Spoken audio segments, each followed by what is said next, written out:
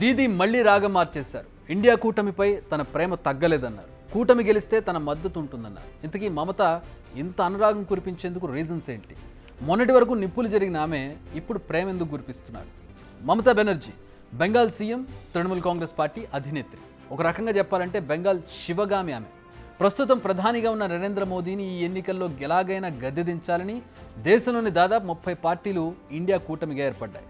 మొదట్లో బలంగానే కనిపించిన ఎన్నికలు దగ్గర పడే కొద్దీ ఇవి వీక్ అవుతూ కనిపించాయి.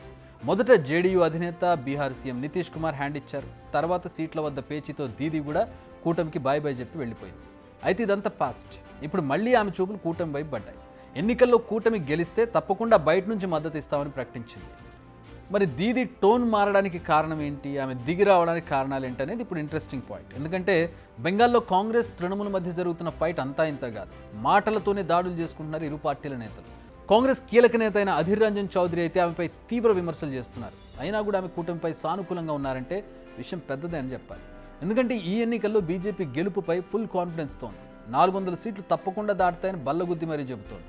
కానీ వాస్తవ పరిస్థితి మాత్రం అలా కనిపించడం లేదన్న ప్రచారం కూడా ఉంది. అందుకే దీదీ మళ్లీ గేర్ మార్చినట్టుగా కనిపిస్తుందన్న చర్చ జరుగుతోంది.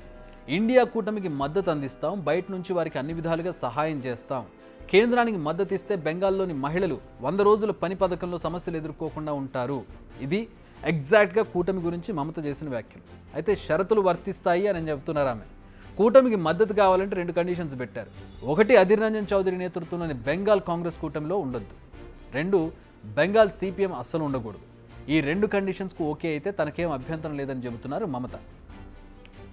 నిజానికి కూటమి అంటేనే కాంగ్రెస్, అందులో బెంగాల్ కాంగ్రెస్ భాగమే. మరి బెంగాల్ కాంగ్రెస్ ఉండకూడదంటే వీలవుతుందా? అసలు కాదు.